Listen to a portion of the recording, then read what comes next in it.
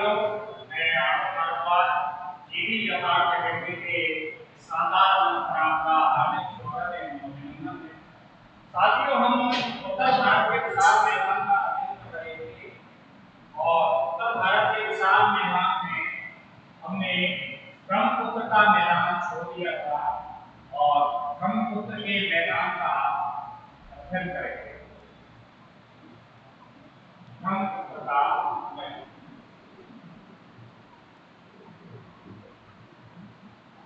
देखिए, ब्रह्मपुत्र नदी का मैदान ब्रह्मपुत्र नदी के द्वारा बनाया गया है। इसके द्वारा ब्रह्मपुत्र नदी और उसकी सहायक नदी कौन सी है? दिबांग है, देवांग है, रोहित है, तपस्वी है, धनश्री है। इन सहायक नदियों के द्वारा इसका निर्माण किया है,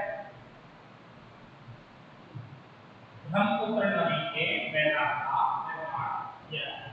अब साथियों, एक चीज आती है कि ब्रह्मपुत्र नदी का मैदान कहाँ स्थित है? असम में स्थित है। किस राज्य में स्थित है? असम राज्य में। और असम राज्य में स्थित होने के कारण इसको क्या कहते हैं? असम का मैदान। क्या कहते हैं? असम का मैदान। यहाँ तक क्लियर है? क्या कहेंगे? असम का मैदान। क्योंकि असम में मुख्य रूप से कौन सी नदी प्रवाहित होती है? ब्रह्मपुत्र नदी। कहां से कहां तक? सदिया से लेकर के, सदिया से एंट्री करती है ब्रह्मपुत्र नदी, सदिया से लेकर धुबरी तक। कहां तक? सदिया से लेकर धुबरी तक। अब साथियों, यह जो मैदान है ये कितने वर्ग किलोमीटर में फैला हुआ है? तो 56,000 वर्ग किलोमीटर। कितने? 56,000 वर्ग किलोमीटर में फैला हुआ है। और इसकी लंबाई और चौड़ाई कितनी है? ये लगभग साथियों 800 किलोमीटर की लंबाई में और 60 से 96 किलोमीटर की चौड़ाई इसमें फैला हुआ है। चौड़ाई में, ठीक है, चौड़ाई में फैला हुआ है। अब साथियों, ये है जो मैदान है ये क्या है? शिवालिक के क्या है? द्वीपकल्पीय क्षेत्र में। क्या है? शिवालिक के द्वीपकल्पीय क्षेत्र में। कहां स्थित है? शिवालिक के द्वीपकल्पीय क्षेत्र में। और शिवालिक के द्वीपकल्पीय क्षेत्र में होने के कारण ये यहाँ क्या पाए जाते हैं? जलोढ़ समूह। क्या पाए जाते हैं? जलोढ़ समूह। पूर्व में हम चर्चा कर चुके हैं कि अनेक जलोढ़ समूह मिलकर के इसका निर्माण करते हैं, जलोढ़ समूहों का। इसका निर्माण करते हैं, जलोढ़ समूहों का।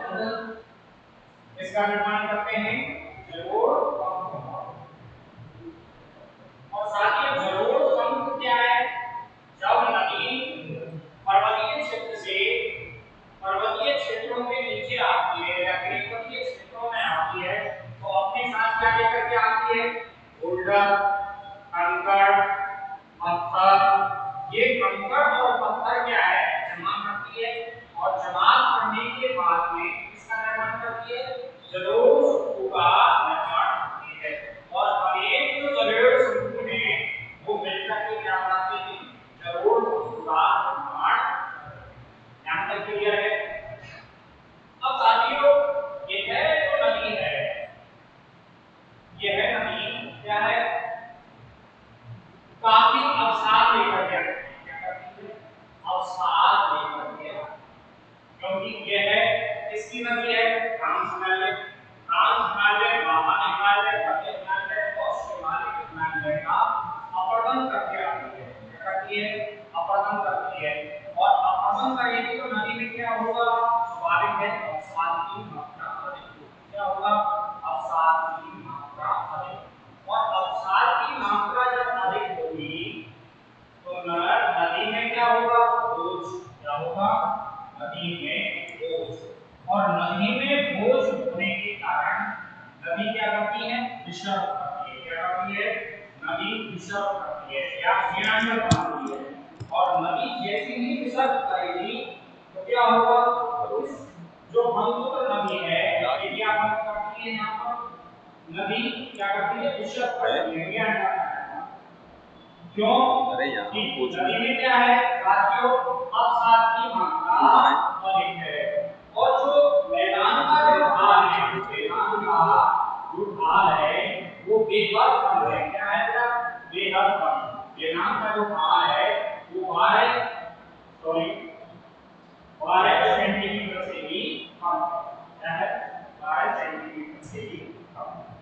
तो मैदान का जो ढाल है वो क्या है, 12 सेंटीमीटर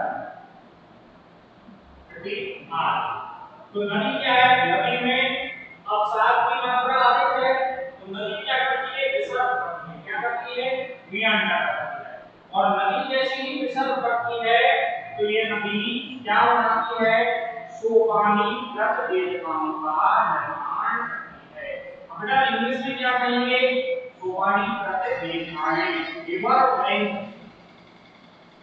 क्या करती है, सोपानीकृत रेखाएं का निर्माण करती है। या सोपानीकृत क्या बनाती है, नदी सोपानीकृत आकृति बनाती है। ठीक है, यहाँ तक क्लियर है। अब नदी सब बनाती है क्योंकि इसमें अवसाद की मात्रा अधिक है, और सोपानीकृत क्या पाई जाती है, संरचनाएं पाई जाती है। सोपानीकृत संरचना में क्या होती है, प्रवाहित होती है। सोपानीकृत संरचना में क्या है, प्रवाहित होती है। ये साथियों यहाँ क्वेश्चन काफी बार संरचना में प्रवाहित होती है। पूछा गया है कि ब्रह्मपुत्र नदी असम के मैदान में किस संरचना में प्रवाहित होती है, तो ये सोपानीकृत संरचना में प्रवाहित होती है। सॉरी, इसको ध्यान रखें कि नदी में क्या है, अवसाद की मात्रा अधिक है तो नदी विसर्ग बनाती है।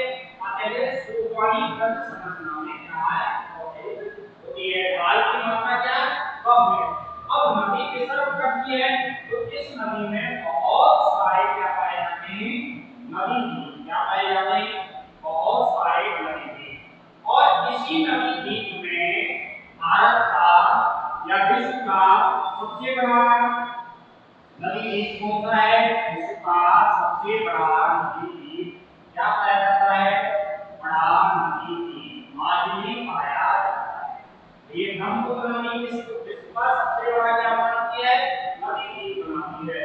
और इस नदी द्वीप का नाम क्या है साथियों, माजुली नदी द्वीप। और ये माजुली नदी जो द्वीप है ये कहाँ स्थित है, आपका एग्जाम में पूछा गया है। ध्यान रखिएगा कि माजुली नदी द्वीप कहाँ स्थित है, असम में। और ये विश्व का सबसे बड़ा नदी द्वीप है। और किस नदी के द्वारा बनाया गया है, ब्रह्मपुत्र नदी के द्वारा। ब्रह्मपुत्र नदी में विश्व का सबसे बड़ा नदी द्वीप पाया जाता है। और बेटा इस माजुली द्वीप पर कौन सी जनजाति निवास करती है, मिसिंग जनजाति। कौन सी, ये प्रश्न भी काफी बार पूछा गया है कि मिसिंग जनजाति किस नदी द्वीप पर निवास करती है। तो माजुली नदी द्वीप पर कौन सी जनजाति निवास करती है, मिसिंग जनजाति निवास करती है। यहाँ तक क्लियर है। अब साथियों आगे बढ़ते करते हैं। तो देखिए यह नदी क्या है, गंगा नदी। जो गंगा नदी है किसके नाम से, बांग्लादेश में पदमा के नाम से। और ये ब्रह्मपुत्र नदी कौन सी है, ब्रह्मपुत्र नदी। और ब्रह्मपुत्र नदी और गंगा नदी शुरू में भी हम बात कर चुके हैं। क्या बनाती है, सुंदरबन का डेल्टा बनाती है। क्या बनाती है, सुंदरबन का डेल्टा। और ये सुंदरबन का जो डेल्टा है कहाँ है अवस्थित है, ये किसकी काफी बार पूछा है। ध्यान रखिएगा साथियों। तो सुंदरबन का जो डेल्टा है वो पश्चिमी बंगाल और बांग्लादेश कहाँ स्थित है, पश्चिमी बंगाल और बांग्लादेश। यहाँ तक क्लियर है। अब इसका नाम सुंदरबन का डेल्टा क्यों पड़ा, क्योंकि इस डेल्टा में किसकी वृक्षों की अधिकता है, सुंदरी के वृक्षों की अधिकता है। इसकी सुंदरी के वृक्षों की अधिकता है। और सुंदरी के वृक्षों की अधिकता होने के कारण इसको हम क्या कहते हैं,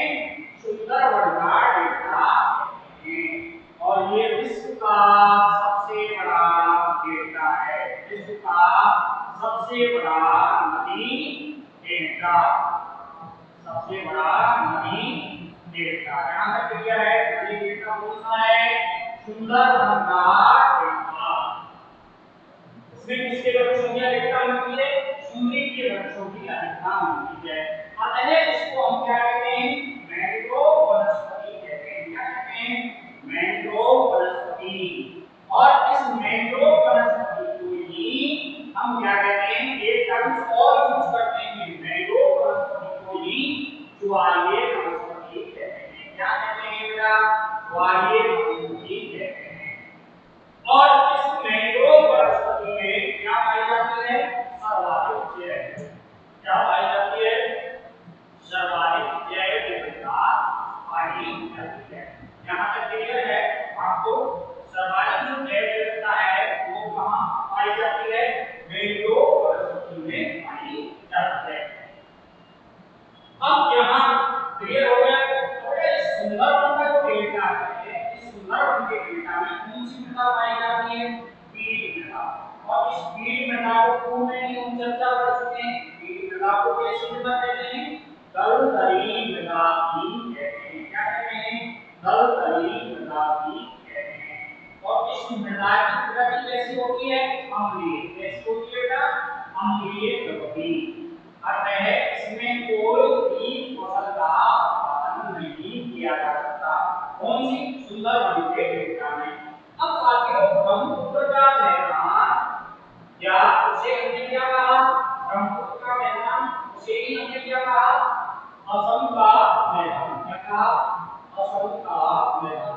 अब मुझे बताइए, ये प्रश्न यूपीएससी में काफी बार पूछा गया है कि असम के मैदान या ब्रह्मपुत्र के मैदान में किन फसलों का सर्वाधिक उत्पादन किया जाता है? तो बेटा हम पूर्व में ढूंढी लूंगा, मध्य गंगा और निम्न गंगा में फसलों के उत्पादन के आधार पर प्रश्न पूछा गया, उसके बारे में चर्चा कर चुके हैं। अब हम इसके बारे में कि ब्रह्मपुत्र का मैदान और असम के मैदान में किन किन फसलों का उत्पादन सर्वाधिक किया जाता है। यूपीएससी, यूपीपीसीएस, एमपीएस काफी बार पूछा गया है। तो बेटा यहाँ सर्वाधिक जो फसल है वो है जूट। कौन सी है बेटा? जूट। और उसके बाद में बेटा क्या है? चावल। जो डेल्टाई जो प्रदेश है उससे ऊपर का जो हिस्सा है असम राज्य में, उसमें सर्वाधिक मात्रा में किसका उत्पादन किया जाता है? जूट का। और दूसरे नंबर पर बेटा चावल का। और तीसरे नंबर पर गन्ना का।